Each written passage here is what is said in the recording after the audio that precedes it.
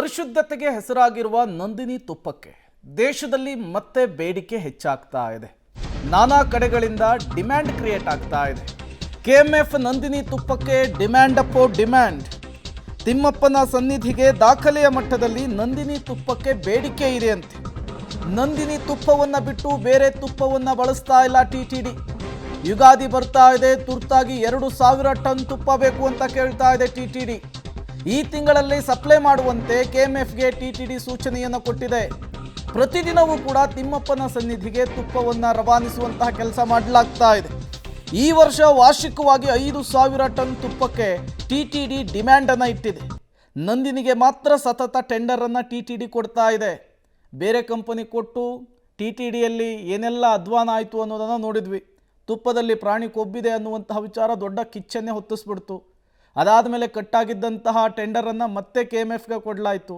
ಈಗ ಯುಗಾದಿ ಬರ್ತಾ ಇರೋದ್ರಿಂದ ಈ ಲಡ್ಡು ತಯಾರಿಕೆಗೆ ದೊಡ್ಡ ಮಟ್ಟದಲ್ಲಿ ತುಪ್ಪ ಬೇಕು ಅನ್ನುವಂತಹ ಬೇಡಿಕೆ ಟಿಟಿಡಿ ತಿರುಪತಿ ತಿರುಮಲ ದೇವಸ್ಥಾನದ ಕಮಿಟಿಯಿಂದ ಬಂದಿದೆಯಂತೆ. ಹೇಳಿ ಕೇಳಿ ಬೇಸ್ಗೆ ಹಾಲಿನ ಉತ್ಪಾದನೆ ಕಡಿಮೆ ಆಗ್ತಾ ಇದೆ. ಈಗ ಕೆಎಂಎಫ್ ಹೇಗೆ ಆ ಬೇಡಿಕೆಯನ್ನು ಪೂರೈಸುತ್ತೆ ಅನ್ನೋದನ್ನು ಕಾದು ನೋಡಬೇಕಿದೆ. ಮತ್ತಷ್ಟು ಡೀಟೇಲ್ಸನ್ನು ಕೊಡ್ತಾರೆ ಮೆಟ್ರೋ ಬ್ಯೂರೋ ಹೆಡ್ ಪವಿತ್ರ, ನೇರ ಸಂಪರ್ಕದಲ್ಲಿ ಜಾಯ್ನ್ ಆಗಿದ್ದಾರೆ. ಪವಿತ್ರ, ಹೇಳಿ ಕೇಳಿ ಬೇಸಿಗೆ ಹಾಲಿನ ಉತ್ಪಾದನೆ ಕೂಡ ಕಡಿಮೆ ಆಗ್ತಾ ಇದೆ. ಈಗ ಕೊಡೋ ಹಾಲಲ್ಲೇ ಕಡಿಮೆ ಮಾಡಬೇಕು ಅಂತೇಳಿ ರಾಜ್ಯ ಸರ್ಕಾರ ಚಿಂತನೆಯನ್ನು ನಡೆಸ್ತಾ ಇದೆ.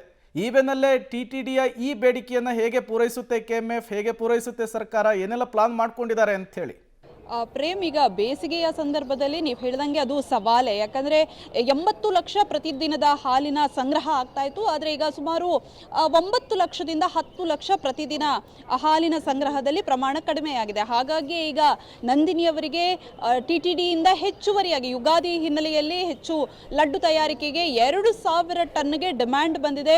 ಸೊ ಬಹುಶಃ ಬೇರೆ ಅಂದರೆ ಈ ಕಳೆದ ವರ್ಷಗಳಿಗೆಲ್ಲ ಕಂಪೇರ್ ಮಾಡಿದ್ರೆ ಈ ವರ್ಷವೇ ಅತಿ ಹೆಚ್ಚಿನ ಡಿಮ್ಯಾಂಡ್ ಟಿಟಿಡಿಯಿಂದ ಬರ್ತಾ ಇದ್ದಿದ್ದಂಥದ್ದು.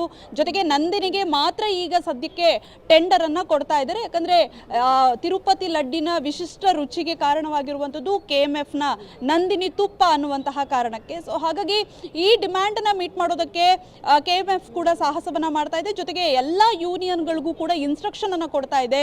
ಸಂಗ್ರಹವಾಗಿರುವ ಬೆಣ್ಣೆಯಲ್ಲಿ ಇಮಿಡಿಯೇಟ್ ತುಪ್ಪವನ್ನ ಮಾಡಿ ಟಿಟಿಡಿಗೆ ಅದನ್ನ ರವಾನೆ ಮಾಡಬೇಕು ಅನ್ನುವಂಥದ್ದು. ಇನ್ನೊಂದು ಕಡೆಗೆ ಸ್ಥಳೀಯ ಮಟ್ಟದಲ್ಲಿ ಕೂಡ ಪೂರೈಕೆ ಮಾಡಬೇಕಾಗುತ್ತೆ. ಯಾಕಂದ್ರೆ ಕರ್ನಾಟಕದ ಒಳಗಡೆನೆ ನಂದಿನಿ ತುಪ್ಪಕ್ಕೆ ತುಂಬಾ ಡಿಮ್ಯಾಂಡ್ ಇದೆ. ಹಾಗಾಗಿ ಸ್ಥಳೀಯವಾಗಿ ಅಂಗಡಿಯಲ್ಲಿ ತುಪ್ಪ ಲಭ್ಯ ಇಲ್ಲ ಅಂದ್ರೆ ಜನ ಕೂಡ ಸ್ಥಳೀಯವಾಗಿ ಜನರಿಂದ ಕೂಡ ಡಿಮ್ಯಾಂಡ್ ಇರುತ್ತೆ. ನಂದಿನಿ ತುಪ್ಪ ಲಭ್ಯ ಇಲ್ಲ ಅಂದ್ರೆ ಅದಕ್ಕೂ ಕೂಡ ಜನ ಆಕ್ರೋಶವನ್ನು ವ್ಯಕ್ತಪಡಿಸುವಂತಹ ಸಾಧ್ಯತೆ ಇದೆ. ಹಾಗಾಗಿ ಎರಡನ್ನ ಕೂಡ ಬ್ಯಾಲೆನ್ಸ್ ಮಾಡೋದಕ್ಕೆ ಇಮಿಡಿಯೇಟ್ ಆಗಿ ಎಲ್ಲಾ ಸಂಗ್ರಹವಾಗಿರುವಂತಹ ಬೆಣ್ಣೆಯಲ್ಲೂ ಕೂಡ ತುಪ್ಪವನ್ನ ಮಾಡೋದಕ್ಕೆ ಇನ್ಸ್ಟ್ರಕ್ಷನ್ ಅನ್ನು ಕೊಟ್ಟಿದ್ದಾರೆ. ಸೊ ಹಾಗಾಗಿ ಪ್ರತಿನಿತ್ಯವೂ ತುಪ್ಪವನ್ನ ಸರಬರಾಜು ಮಾಡುವಂತಹ ಪರಿಸ್ಥಿತಿ ನಿರ್ಮಾಣವಾಗಿದೆ. ಈಗ ಈ ಹಿಂದೆ ಎಲ್ಲ 2 ದಿನಕ್ಕೊಮ್ಮೆ ಟಿಟಿಡಿಗೆ ರವಾನೆ ಆಗ್ತಾ ಇತ್ತು. ಆದರೆ ಈಗ ಪ್ರತಿನಿತ್ಯವೂ ಕೂಡ ನಂದಿನಿಯಿಂದ ತುಪ್ಪ ಟಿಟಿಡಿ ತಿರುಪತಿ ತಿಮ್ಮಪ್ಪನ ಸನ್ನಿಧಾನಕ್ಕೆ ರವಾನೆ ಆಗ್ತಾ ಇದೆ.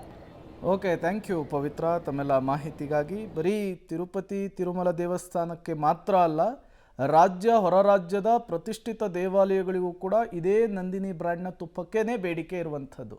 ಬೇಸಿಗೆ ಆಗಿರೋದ್ರಿಂದ ಹೇಗೆ ಹ್ಯಾಂಡಲ್ ಮಾಡುತ್ತೆ ಕೆಎಂಎಫ್ ಅನ್ನೋದನ್ನು ಕಾದು ನೋಡಬೇಕು. ಜೊತೆಗೆ ಪರಿಶುದ್ಧತೆಗೆ ಮತ್ತೊಂದು ಹೆಸರೇನೆ ಈ ನಂದಿನಿ ತುಪ್ಪ. ಹಾಗಾಗಿಯೇ ದಿನದಿಂದ ದಿನಕ್ಕೆ ದೇಶದಲ್ಲಿ ದೊಡ್ಡ ಮಟ್ಟದ ಬೇಡಿಕೆ ಕೇಳಿ ಬರ್ತಾ ಇರುವಂಥದ್ದು.